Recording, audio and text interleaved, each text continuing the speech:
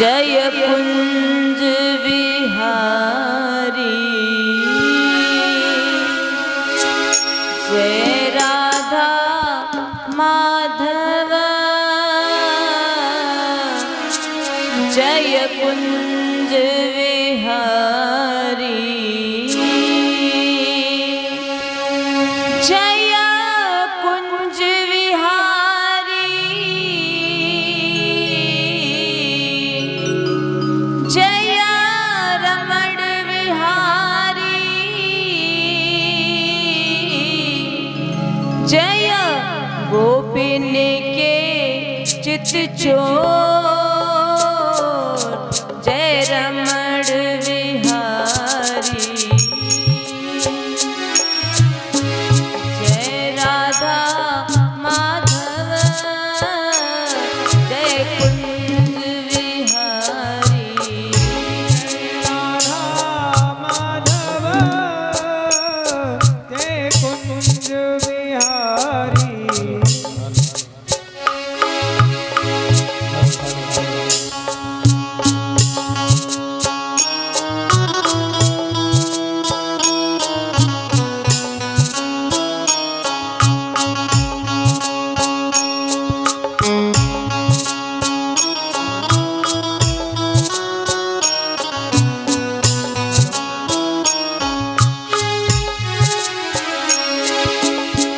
देवकी नंदन जग के वंदन देवकी नंदन जग के नंदन देवकी नंदन जग के वंदन देवकी नंदन जग के वंदन जय जय माखन चोर जय रमण विहारी जय माखन चोर जय रमण बिहारी जय राधा माधव जय कुंज विहारी राधा माधव जय कुंज बिहारी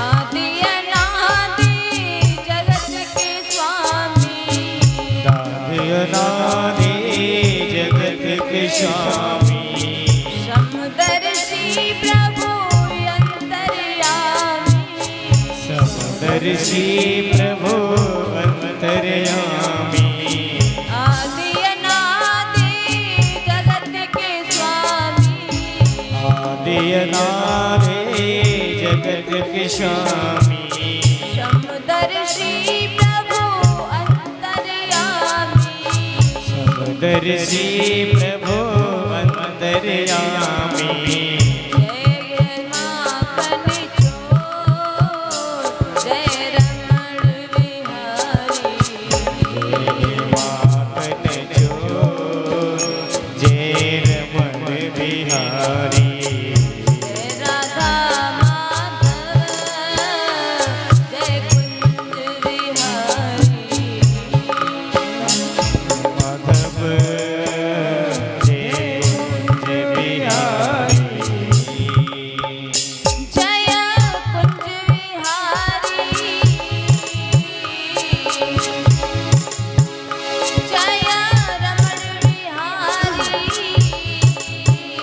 जय कुंज बिहारी जय रमण बिहारी जय गोविंद के चित चोर जय रमण बिहारी जय राधा माधव जय कुंज बिहारी जय राधा माधव जय कुंज बिहारी श्री राधा माधव जय कुंज बिहारी जय राधा माधव जय कुंज बिहारी जय राधा माधव जय कुंज बिहारी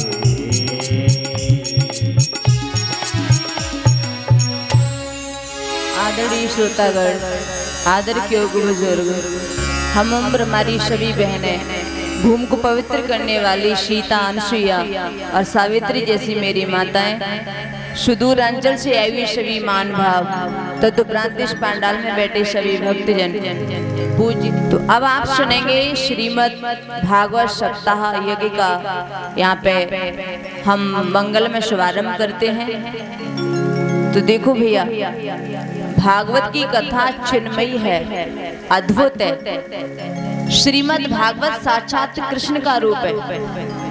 एक बात आपसे कहूं, दुनिया में जितने भी ग्रंथ हैं, उन प्रत्येक ग्रंथ में जब उसका शुभारंभ करते हैं तो किसी किसी की स्तुति की जाती है। किसी में राम की स्तुति है, किसी में दुर्गे माँ की स्तुति है, किसी में शिव जी की स्तुति है, किसी में हनुमान जी की स्तुति है।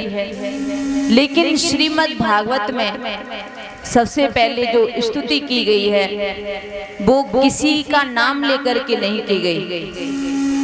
भागवत में स्तुति की गई है तो वो है केवल सत्य की। भागवत में वंदना की गई है तो वो है केवल सत्य की। तो आइए हम शुभारंभ करते हैं। जन्माद्यस्य अन्वयते तस्मात् स्वभिज्ञस्वरा तेने ब्रह्म हृदयायादि कवये मुहन्ति यत्सूरयः तेजो वारिमृतां यथा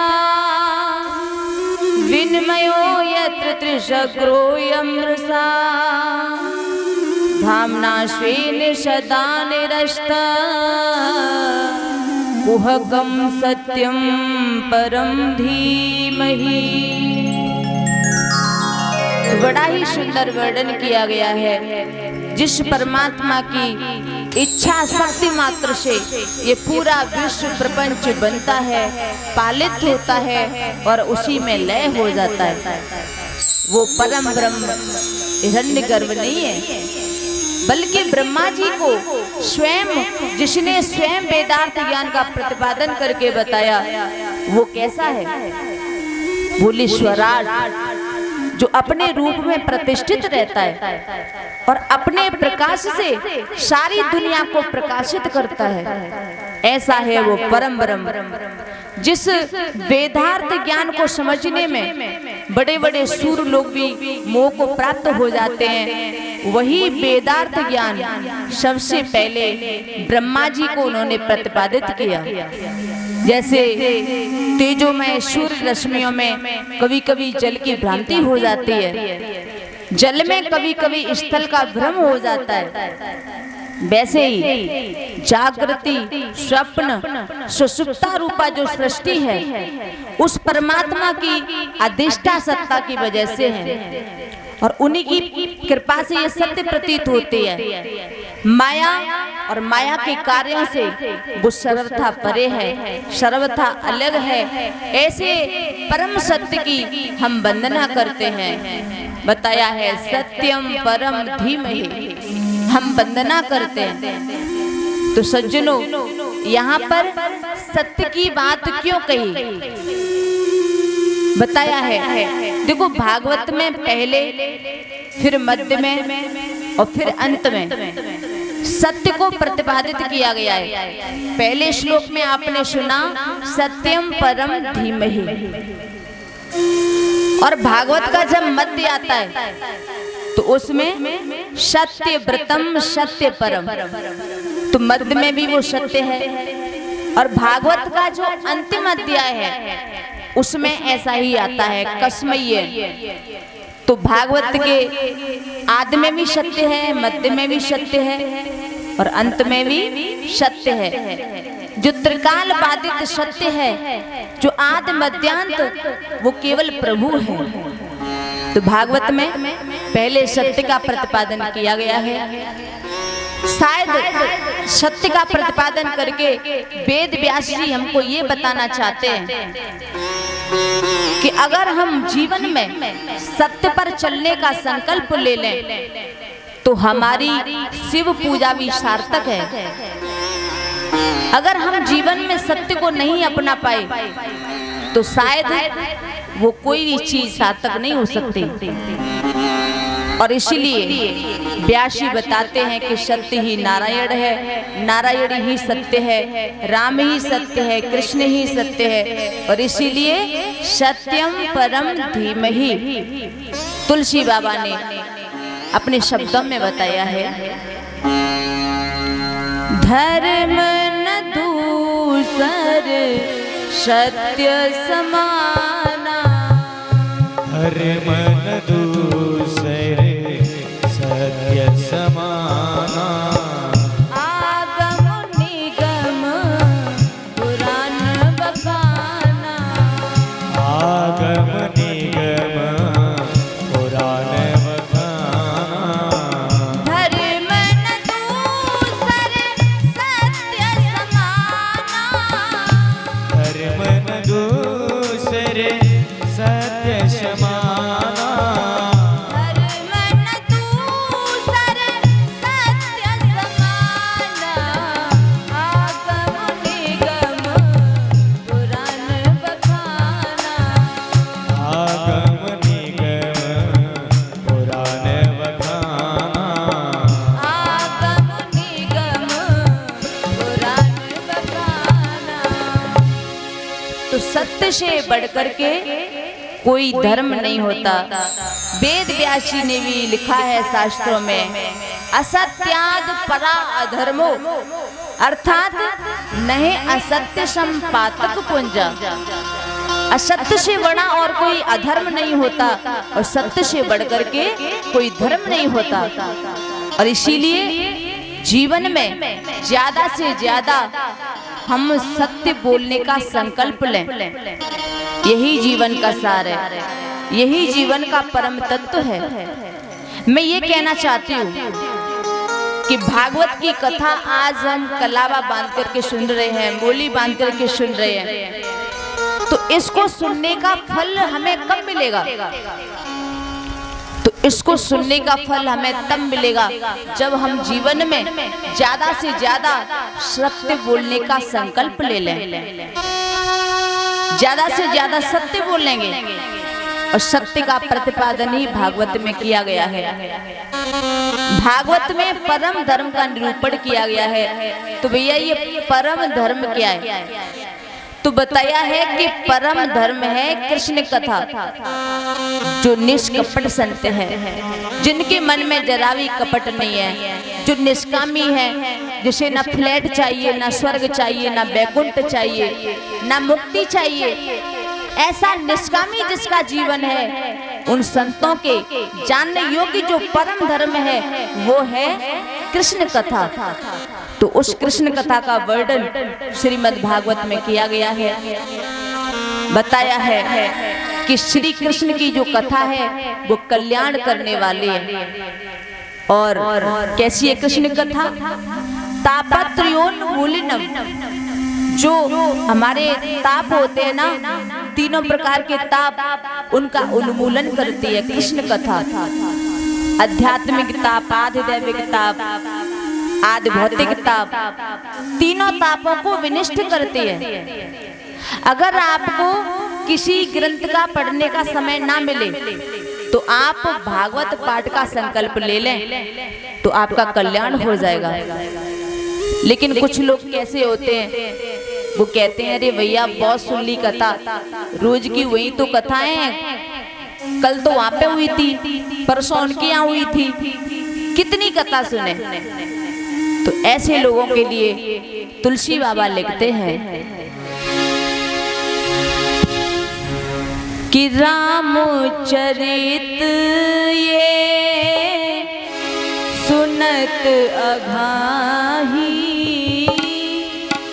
रामचरित ये सुनत अघाही, रस विशेष जाना तिन नाही, रस विशेष जाना तिन नाही, राम कथा जिन सुनत अघाही, राम कथा सुनत अघाही, रस विशेष जाना तिन नाही, रस विशेष जाना तिन नाही, जिन हर कथा सुनी नहीं गाना, इन हरि कथा सुनी नहीं गाना, जिन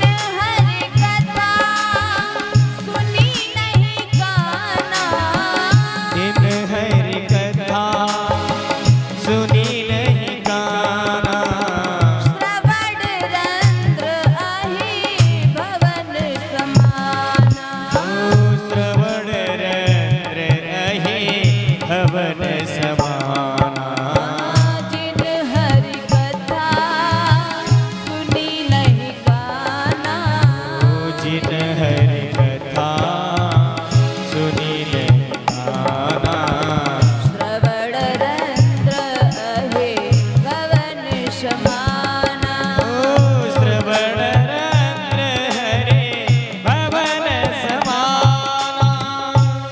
तो परमात्मा की कथा को सुन करके जो ये कह देते हैं कि बहुत सुन लिया, क्या सुने, वही रोज की कथाएं हैं, वही भागवत है, उन क्या सुनी थी, वहां हुई थी, तब सुनी थी।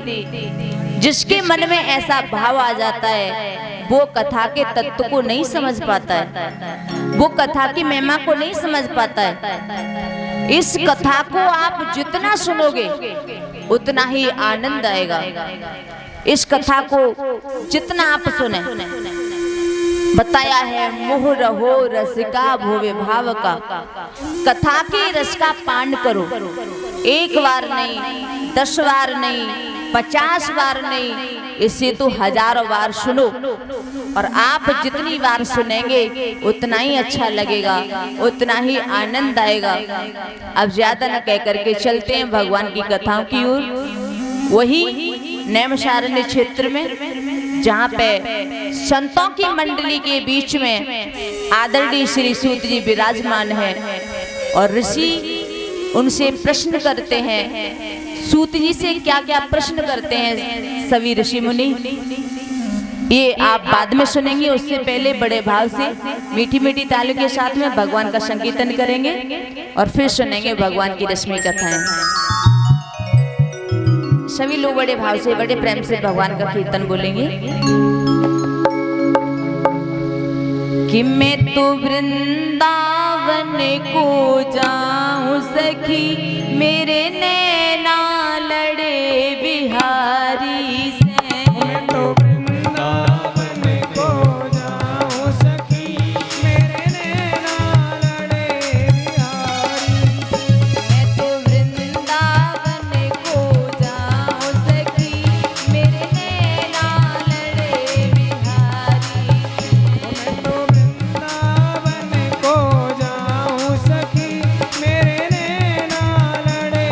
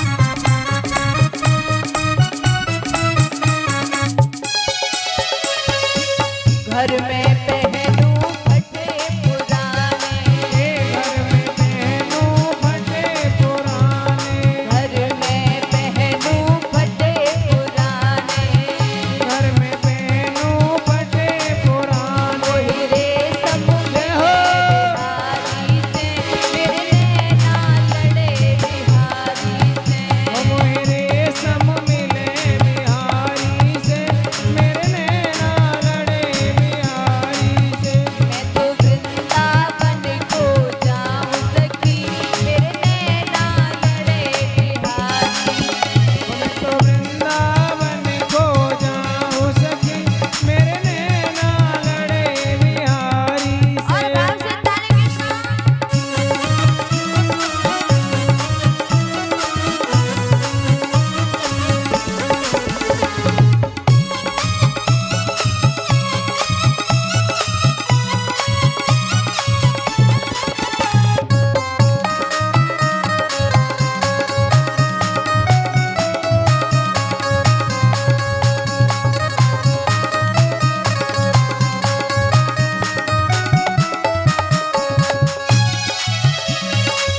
घर में सास ननदिया लड़े हैं, घर में सास ननदिया लड़े हैं, घर में सास ननदिया लड़े हैं। घर में सास ननदिया लड़े हैं। कोई सत्संग मिले बिहारी से, मेरे नैना लड़े बिहारी से। मोहे सत्संग मिले बिहारी से, मेरे नैना लड़े बिहारी से। मेरे नैना लड़े बिहारी से, मेरे नैना लड़े बिहारी से। ओ मेरे नैना लड़े बिहारी से, मेरे नैना लड़े बिहारी से। मैं तो वृंदावन को जाऊं सखी, मेरे नैना लड़े बिहारी से। मैं तो वृंदावन को जाऊं सखी, मेरे नैना लड़े बिहारी से। ओ मैं तो वृंदावन को जाऊं सखी, मेरे नैना लड़े बिहारी से। ओ मैं तो वृंदावन को जाऊं सखी, मेरे नैना लड़े बिहारी से। मैं तो वृंदावन को जाऊं सखी, मेरे नैना लड़े बिहारी से। बोली वृंदावन बिहारी लाल लाल की जय, सतगुरुदेव भगवान की जय, श्रीमद् भागवत महापुराण प्राण की जय। बोल जय जय जय श्री राधे श्याम। इधर श्री सूत जी से सौनकादि ऋषियों ने प्रश्न किया। सौनकादि के ऋषियों ने कहा सूत जी से कि आप इतिहास पुराण के जानकार हो, आज आपसे हम एक नहीं 6 प्रश्न करेंगे। सूत जी ने कहा कि पूछिए। तो सौनक जी कहते हैं कि पहला प्रश्न ये है कि मानव का धर्म क्या है। परिक्रमा लगाना धर्म है या प्रातः 4 बजे उठ करके स्नान करना धर्म है, करोड़ों की संपत्ति दान करना धर्म है। आखिर धर्म है क्या? धर्म की परिभाषा क्या है? मनुष्य के लिए जो कर्तव्य रूपी धर्म है वो क्या है? तो देखो हजारों संत बैठे हुए हैं और हजारों संतों की ओर से एक व्यक्ति प्रश्न पूछ रहा है। एक संत प्रश्न कर रहा है, बाकी सब आराम से बैठे हैं, शांत से सभी सुन रहे हैं। दूसरा प्रश्न कि मंदिर में जब हम जाते हैं पूजा करने के लिए तो एक बड़ी विचित्र बात लगती है। कोई कहता है कि शंकर जी सबसे बड़े हैं, कोई कहता है कि दुर्गे मैया सबसे बड़ी हैं, कोई कहता है कि भैरव बाबा सबसे बड़े हैं, और कलयुग में तो पता नहीं कितने देवी देवता और बन गए हैं। हर साल एक न एक देवी प्रकट हो ही जाती है। तो हमारी समझ में नहीं आता कि हम किसे पूजें, अपना मन कहाँ लगाएं, ये हमारी समझ में नहीं आता है। और भैया कभी कभी व्यक्ति के मन में भ्रम हो ही जाता है। तो हमारा प्रश्न है कि हम अपनी निष्ठा कहाँ पे लगाएं, मन कहाँ पे लगाएं। तीसरा प्रश्न हमारा ये है कि वेद में परमात्मा का नाम है अजन्मा, और अजन्मा का मतलब होता है जो कभी जन्म नहीं लेता। तो वेद में जिसका नाम है अजन्मा, तो वो दशरथ का बेटा राम कैसे बना, वसुदेव का पुत्र कृष्ण कैसे बना। चौथा प्रश्न हमारा ये है कि भगवान ने कितने अवतार लिए। कोई 24 अवतार बताता है, कोई कहता है हरे अनंत हरे कथा अनंता, तो इसलिए उनके अवतार भी अनंत हैं। तो कितने प्रमाणिक तौर पर कितने अवतार हैं, ये हमें बताएं।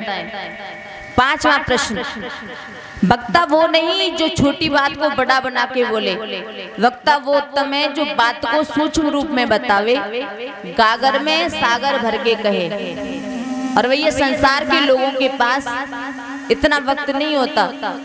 यदि हम विवेचन करने पे लग जाएं तो सामने बैठने वाले श्रोता सोने लग जाएंगे, फिर कथा का मतलब क्या हुआ। और इसलिए संक्षिप्त में कहे, अतः साधो अत्र यस्सारम समुद्रत्य मनीषया। जो सार है शास्त्रों का, वो हमें बताने की कृपा कीजिए। और छठवां प्रश्न हमारा ये है कि भगवान श्री कृष्ण जब अपनी लीला को समापन करके गए, संपन्न करके गए, तो भगवान कृष्ण ने अवतार लिया। और अवतार लेते समय उन्होंने कहा था कि हम पृथ्वी से अधर्म का भार उतारेंगे और धर्म की स्थापना करेंगे। और उन्होंने ये भी कहा कि जब जब धर्म की हानि होती है तब तब मैं आकर के अवतार लेता हूँ। यदि हम प्रभु की बात में विश्वास करें कि धर्म की स्थापना के लिए प्रभु अवतार लेते हैं, तो भगवान जब अपनी लीला को संपन्न करके चले गए, उसके बाद बेचारा धर्म अकेला पड़ गया होगा। फिर धर्म किसकी शरण में गया? कृपा करके हमें ये प्रश्नों के उत्तर बताएं। जब सनकादिक ऋषियों की बात सुनी है तो सूत जी बड़े गदगद हो गए हैं और तभी ऋषियों से कहा कि आपने जो ये प्रश्न किए हैं, ये प्रश्न संसार के हित के लिए किए हैं, और इन प्रश्नों का उत्तर देने से पहले मैं परम आदरणीय श्री सुखदेव जी के चरणों में प्रणाम करना चाहता हूँ। श्री सुखदेव जी का जीवन इतना महत्वपूर्ण है ऋषियों कि ऐसा आदर्श चरित्र किसका होगा। 12 वर्ष तक सुखदेव जी ने माता के गर्भ में वास किया। इतना विचित्र संत है श्री सुखदेव जी। आचार्य श्री सुखदेव जी गोलोक धाम में सुख पक्षी के रूप में राधा रानी की गोद में खेला करते थे। राधा रानी की गोद में जब क्रीड़ा करते थे तो एक दिन राधा रानी ने सुखदेव जी से कहा कि बेटा तुम्हें पृथ्वी लोक में जाना होगा और वहां पे तुम्हें भागवत धर्म का प्रचार प्रसार करना होगा, जन जन में प्रेम जगाना होगा। पृथ्वी पर पापी बहुत हो गए हैं, उन्हें सही रास्ता दिखाना होगा।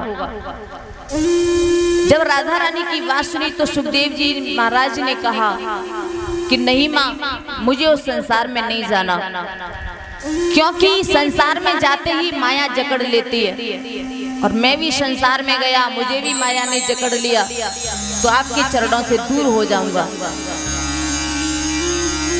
यहाँ पे आपके दर्शन होते रहते हैं, आपका नाम मैं जपता रहता हूँ, और उस संसार में तो बड़े बड़े तपस्वी इंद्रजीत सभी माया के बंधन में आ जाते हैं, और इसीलिए मैं पृथ्वी लोक में नहीं जाना चाहता।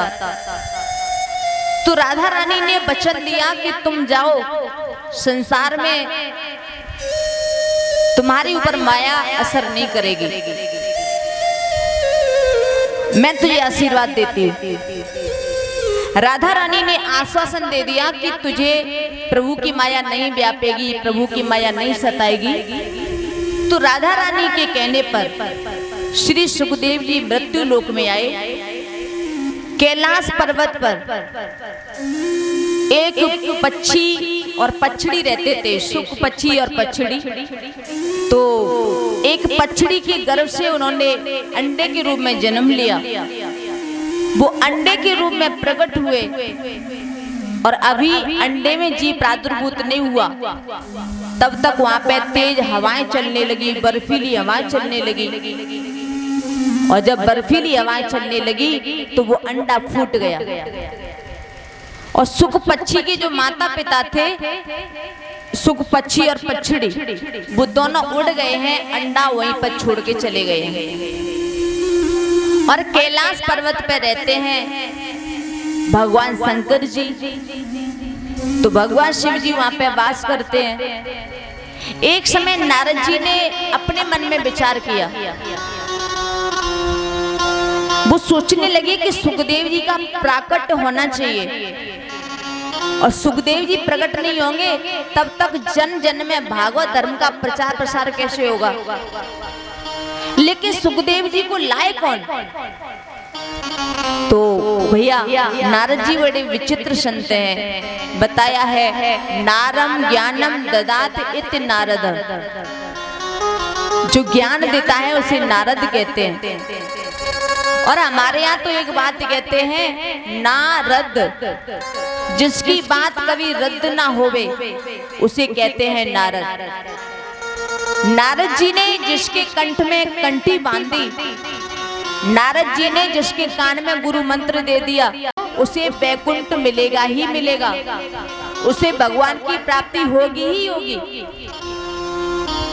एक स्वभाव और मैं बताऊं नारद जी का, कि जिस घर में कभी झगड़ा ना होता हो और नारद जी वहां पे चले जाएं तो झगड़ा शुरू हो जाता है, और जिस घर में हमेशा झगड़े होते रहते हो और नारद जी वहां पे चले जाएं तो झगड़ा बिल्कुल समाप्त हो जाता है।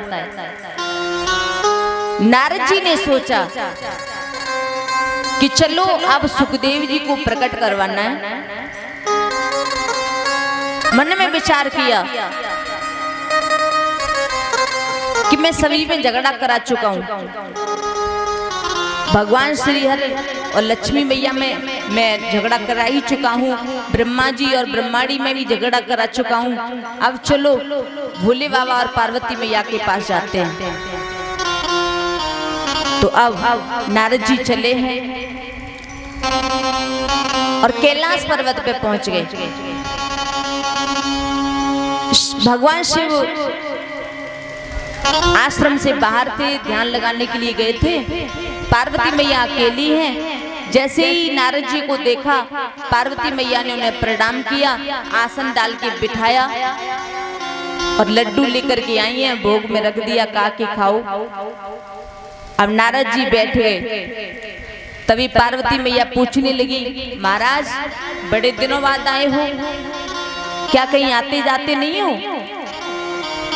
नारद जी ने कहा कि क्या बताएं मैया, आजकल मैंने संसार में देख लिया चारों तरफ, ये दुनिया का प्रेम बड़ा बनावटी हो गया है।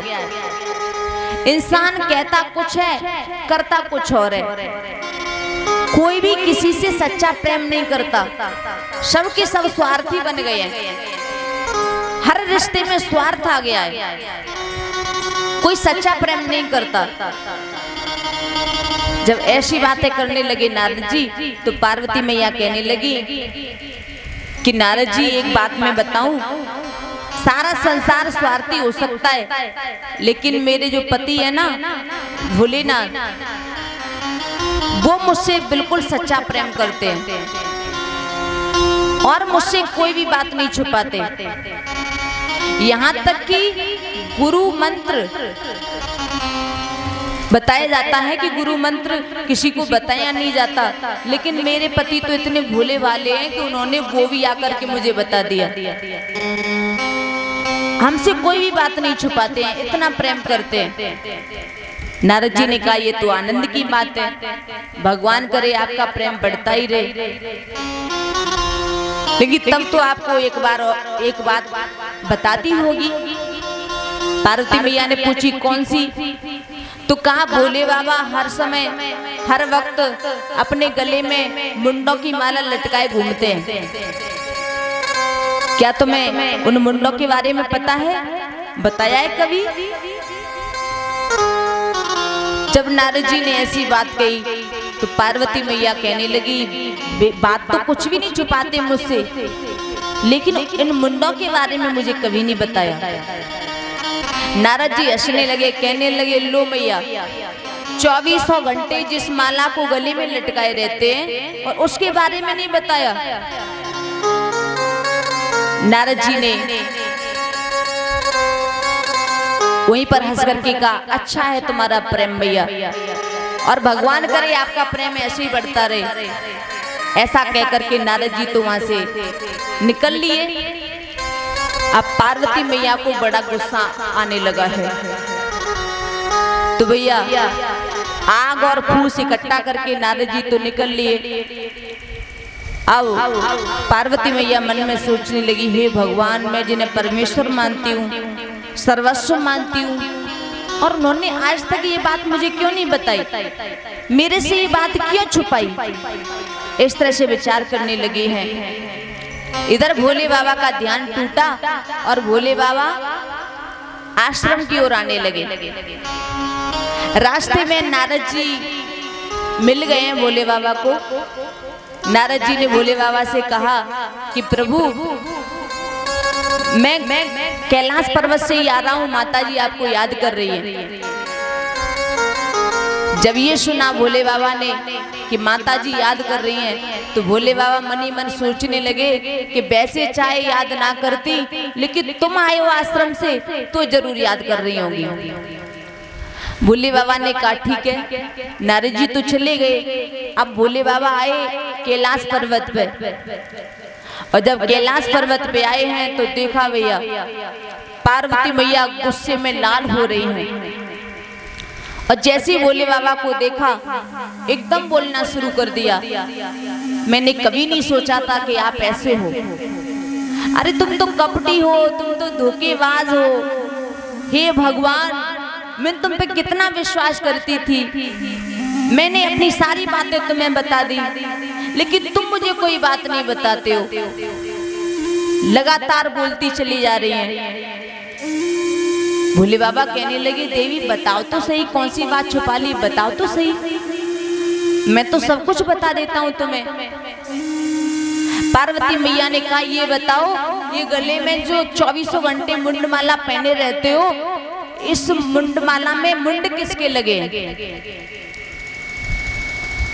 और ये कितने मुंड लगे हैं इसमें, इसके बारे में मुझे क्यों नहीं बताया। भोले बाबा कहने लगे कि तुमने कभी पूछा ही नहीं। पार्वती मैया ने कहा कि नहीं पूछ पाया तो तुम्हें तो बताना था। भोले बाबा ने कहा बस इतनी सी बात में नाराज हो देवी। अरे ये मुंडमाला आप जानना चाहती हो ना कि किसके मुंड है, इस मुंडमाला में आपके मुंड लगे हुए हैं। पार्वती मैया ने कहा कि मेरे?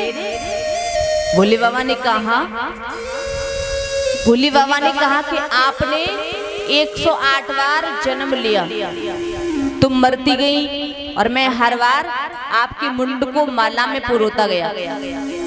अब धीरे धीरे आपके 108 सर हो गए हैं, आपके हर जन्म की याद बनी रहे, इसीलिए मैंने ये मुंड माला अपने गले में लटका लिया।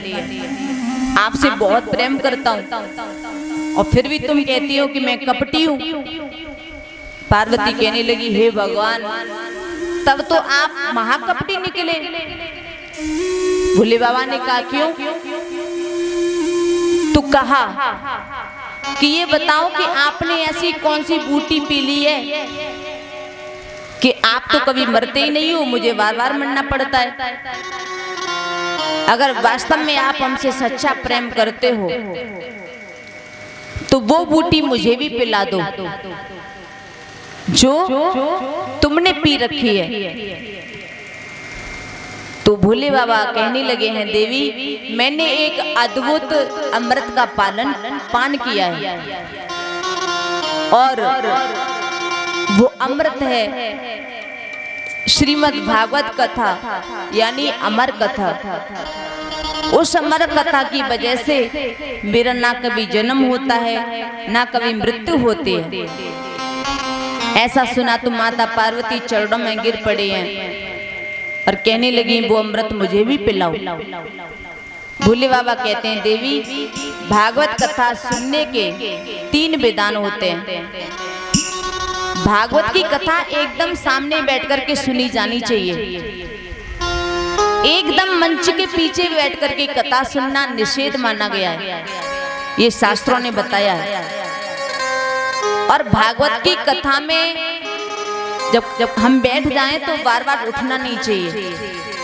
व्यर्थ की बातें बीच में नहीं बोलनी चाहिए। बोलना है तो कीर्तन बोलो या राधे राधे बोलो। भागवत की कथा में सोना नहीं चाहिए।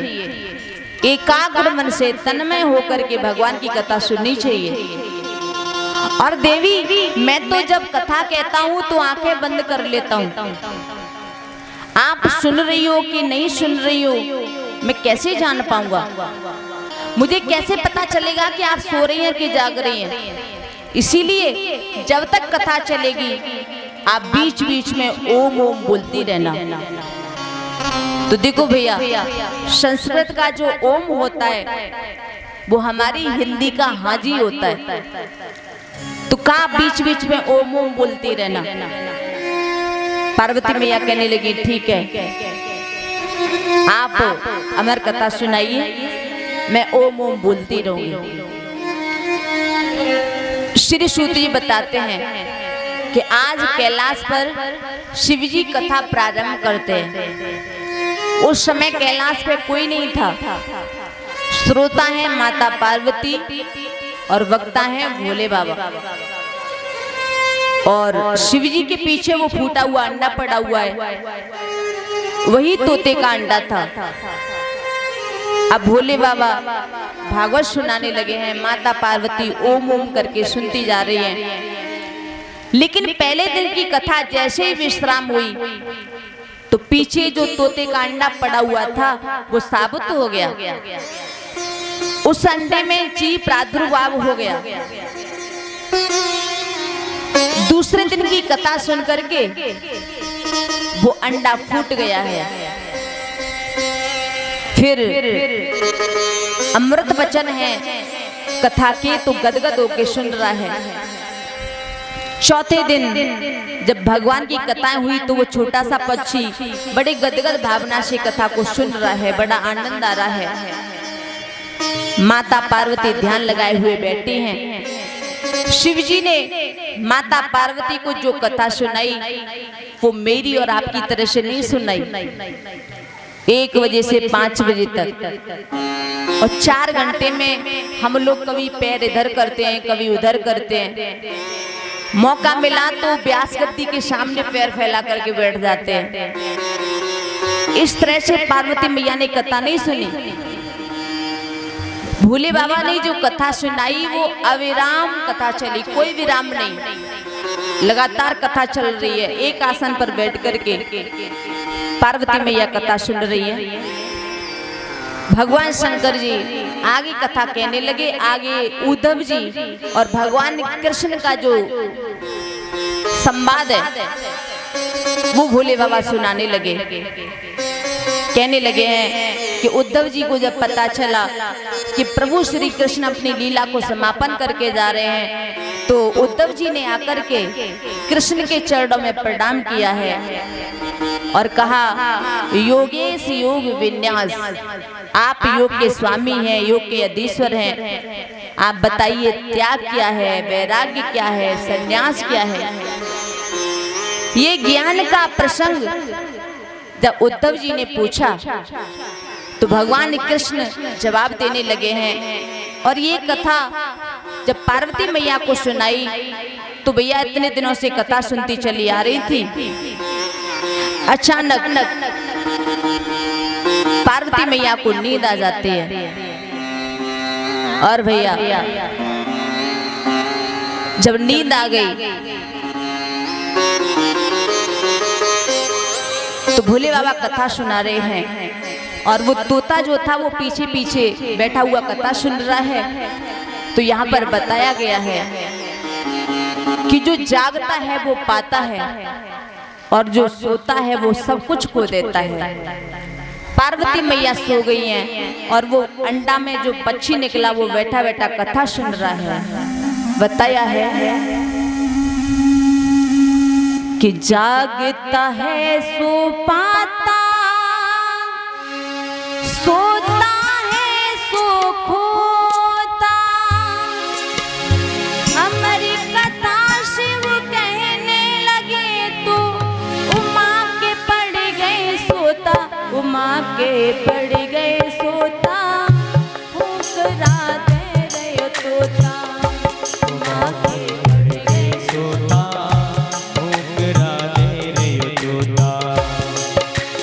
जागता है सो पाता भैया, सोता है सो खोता। जागता है सो पाता है या सोता है जो खोता।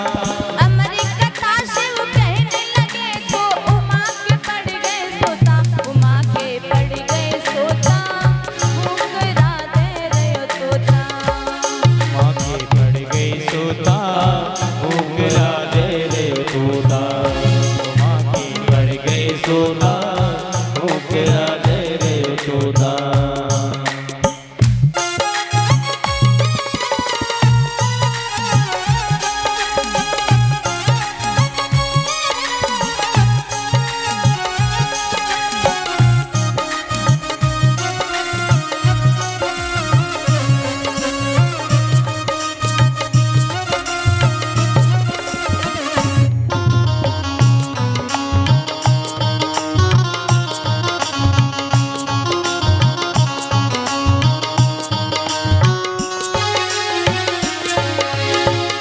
पार्वती मैया सो जाती है। अब पीछे पड़ा हुआ तोता सोचने लगा कि अगर मैया तो सो गई और मैंने बीच में ओम ओम नहीं बोला तो कथा बंद हो जाएगी। तो पीछे पीछे पार्वती मैया की आवाज में वो तोता ओम ओम बोलने लगा है। बताया है भक्ति नशे में जो रहते हैं, भक्ति नशे में जो रहते हैं, भक्ति भाव में जो बहते हैं, भक्ति भाव में जो बहते हैं, भक्ति नशे में जो रहते हैं, भक्ति नशे में जो रहते हैं, भक्ति भाव में जो रहते हैं। भक्ति भाव में जो रहते हैं। सुनने बैठी गौरा मैया, हो सुनने बैठी गौरा मैया, सुनने बैठी गौरा मैया। सुनने बैठी गौरा मैया। अमर कथा शिव जी कहते हैं, अमर कथा शिव जी कहते हैं। वैसी फसल मिले कटने को जैसा बीज वो बोता। ऐसी वचन मिले कटने को जैसा बीज बोता। वैसी फसल मिले कटने को जैसा बीज वो बोता। ऐसी वचन मिले कटने को जैसा बीज बोता। अमर कथा शिव कहने लगे तो उमा के पड़ गए सोता, उमा के पड़ गए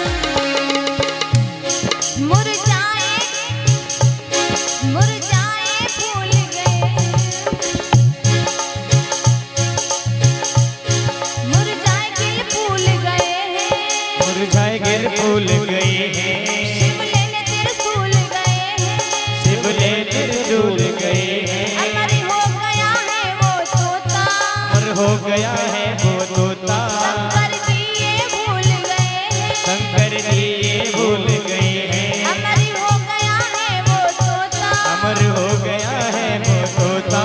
शंकर जी ये भूल गए हैं, शंकर जी ये भूल गए हैं।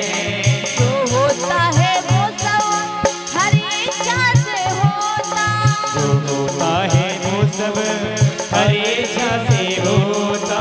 हमारी कथा से कहने लगे तो उमा के पड़ गए सोता, उमा के पड़ गए सोता, मुकरा दे रे तोता। वहाँ पे पड़ गए सोता, मुकरा दे रे तोता।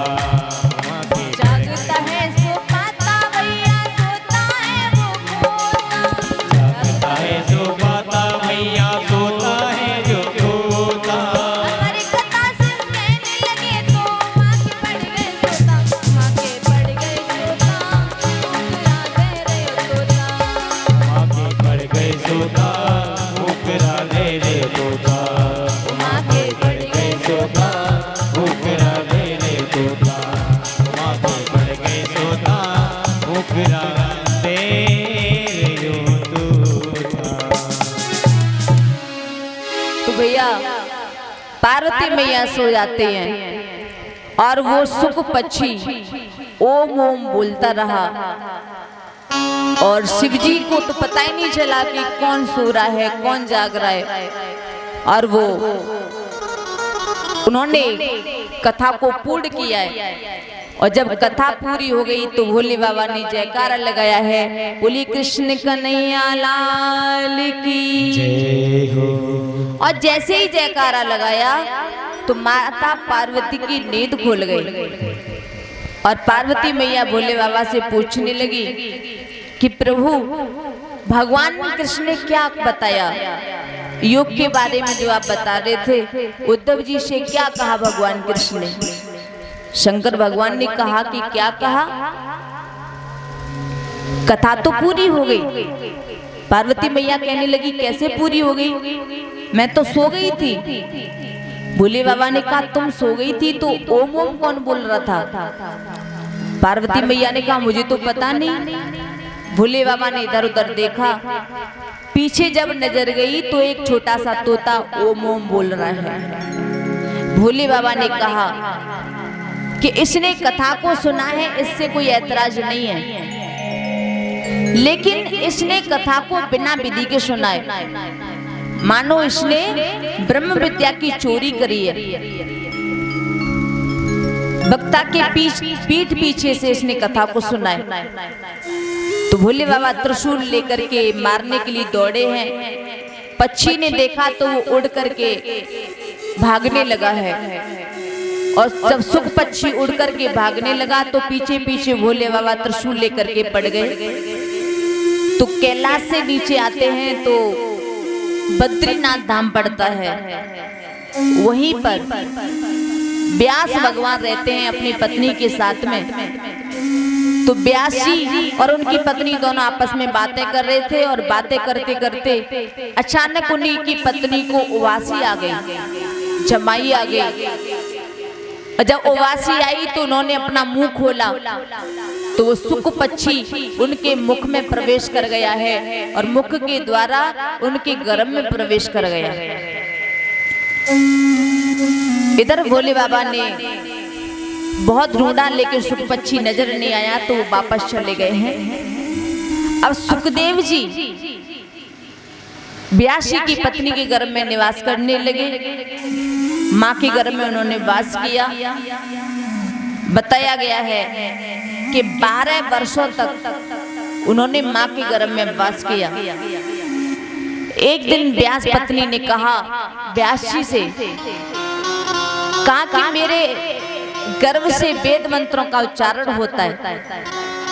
तो व्यास जी ने कहा कि कोई महापुरुष होगा, कोई विद्वान होगा।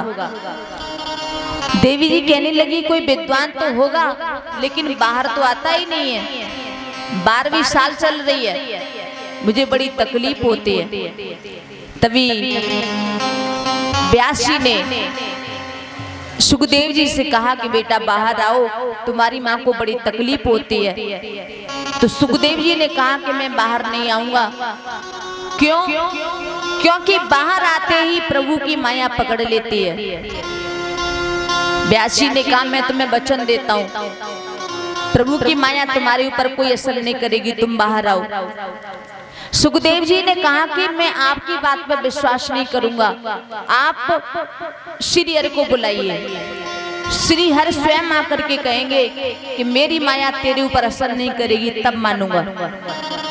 तो बताया है कि स्वयं श्री हरि प्रकट होकर के आए और उन्होंने आश्वासन दिया कि जाओ, तुम्हारे ऊपर मेरी माया का कोई असर नहीं होगा।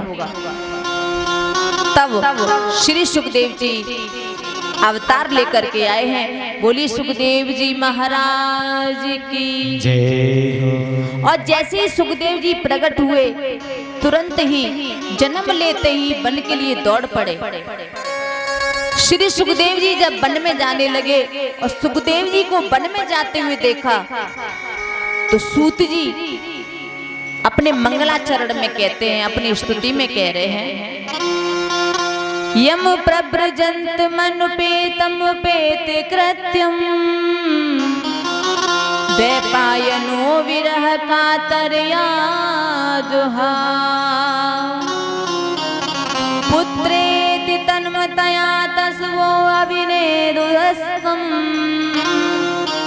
सर्वभूत हृदयं मुनिमानवो अस्मि।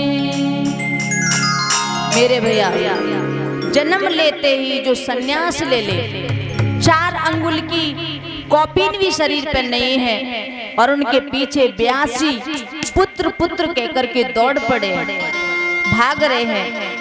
ऐसे पूजनीय श्री सुखदेव जी के चरणों में हम बार बार प्रणाम करते हैं। व्यास जी कहते हैं बेटा रुक जा, बेटा रुक जा। तो जवाब मिलता है वृक्षों से। वृक्ष कहते हैं कि हे व्यास जी, जिन्हें आप अपना पुत्र मान रहे हो, पता नहीं कितने जन्मों में आप इनके पुत्र रह चुके होंगे, कितने जन्मों में आपके ये पिता बन चुके होंगे। इसीलिए मोह को त्याग दो और लौट के चले जाओ। तो व्यास जी वापस लौट के चले आते हैं।